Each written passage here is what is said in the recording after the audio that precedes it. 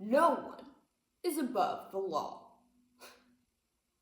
What's up, everybody? I am R.L. Hardy, and you're watching Whiskey Tango. Ow. Foxtrot. Oh, I gotta tell you, I am not stoned enough for this shit. There is not enough weed on this planet to deal with all the whatever the fuck this is.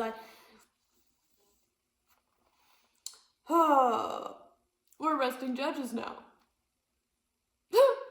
The regime is arresting judge. Okay, in case it's been a while since your high school government and politics class, let me give you a little refresher course. So, our founding fathers, who escaped religious persecution and tyranny, founded a new form of government here that they decided would not allow power to amass to one particular an entity or individual, and so they designed our checks and balances system, which divides power into three branches.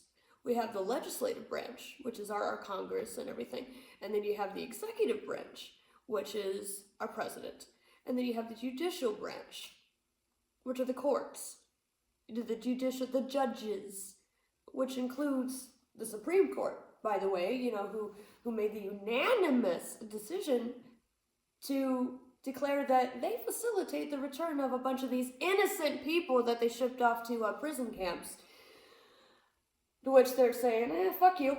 Which, again, these are supposed to be each other's oversights here. You can't just say, we do what we want, when the highest court in the land, and now because they're claiming that a judge obstructed an apprehension by ICE of who they claim to be an illegal immigrant. First of all, if this administration is boasting proudly about just bypassing due process, how the fuck do they know that this is an illegal immigrant in the first place? Let's just start there, because they're already deporting citizens. They have deported citizens. Children, U.S. citizen, children, 2-year-old children with cancer. They're being sent to countries they've never been to before. And a judge knowing that this regime is known for sending innocent people there? Yeah, of course he's going to tell them, don't go out this door, go out that door instead. Sorry, she. Of course she's going to say, hey, go out this way. So she is actually doing her constitutional duty to ensure that people's rights are not violated, especially in her courtroom. You realize that due process is included in our Fifth Amendment rights? Which I gotta go back to doing videos about our Bill of Rights. The right to due process, the right to not self-incriminate, the right to it's amendment number 5, folks. Okay, and also speaking of amendments, bringing Christianity back into the country. It's always been here. We've been inundated with all of its fucking window dressing around the holidays. And around, they come on Easter, Jesus, I mean, yeah, literally, Jesus. Our First Amendment right includes freedom of religion, which also includes freedom from religion. In other words, you may worship and practice however you please. Nothing will be mandated to you from a particular religion or particular approvals. Everyone can worship or not worship how they choose. This is where the whole separation of church and the state comes in, by the way. That's also part of our whole thing that the founding fathers cemented. There's not enough weed for this, folks. There is not enough weed for this. There is. So no one is above the law. But, except for their guys, their particular club. They can just trample all over our rights, which everyone on this soil is entitled to, citizen or not. So if no one is above the law, why are they getting away with all of this, huh? This is why I call him Orange Julius Caesar.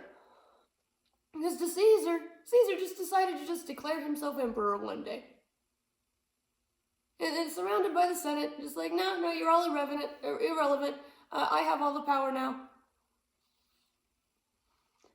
If you don't know how that ends, I don't want to give any spoilers. I've never felt more like a French peasant.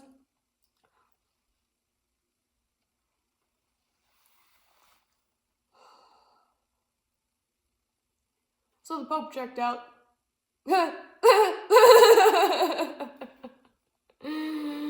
Oh man, he shook J.D. Vance's hand and just went, alright, I'm out. I'm done. I've reached my quota. I've served my time. God beam me the fuck up. He told J.D. Vance, do better, and then fucked off. And I can't say I blame him. You know, what a classy way to go out, especially since he waited till Easter Monday, because, like, you know, God forbid he upstaged Jesus.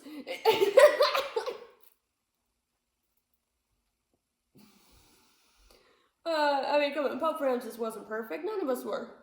I admit to that. I admit to the man's faults. But he was one of the most progressive popes we ever had. He was the one telling people, like, listen, you know, we shouldn't be excluding people like the queer community from what we practice, and we should practice what we preach. You know, welcome the stranger, because you were strangers once. But also, it just fucking, come on, love my neighbor, man. Are you for Jesus or aren't you? And that's the thing. I'm not religious by any means, but Jesus was a real person. I think he was a pretty cool fucking dude. I think he was onto something. I think he was just the raddest hippie of his time. If there was an ocean nearby, he absolutely would have fit the whole surfer aesthetic.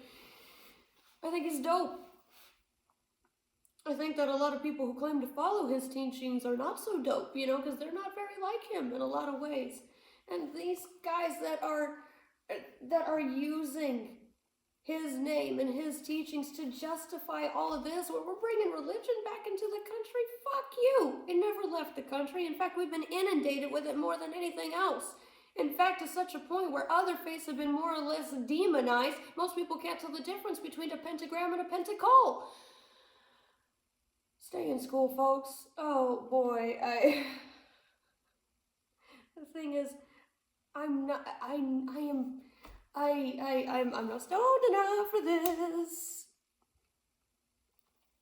Holy shit.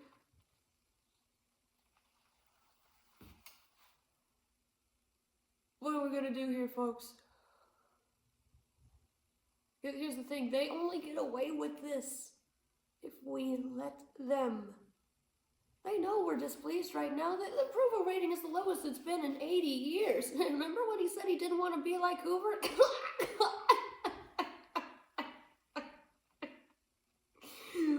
Well, I guess it doesn't matter now. I mean, like, whether or not you successfully take over the world, he's not going to be around much longer anyways. By the way, so everyone calling our former president Sleepy Joe. So, if I recall correctly, he was actually quite social and quite vibrant at the Pope's funeral. Meanwhile, the guy in the bright blue suit just... I'm sorry, does the Pope's death bore you? Like, really? I mean, like, and how do you expect people not to notice that? They recommended dark color. It's a fucking funeral. Who wears bright blue to a funeral? Was it intentionally disrespectful, or is it just that fucking dumb? Why not both? I think it could be both at this point. They can coexist. I need another joint.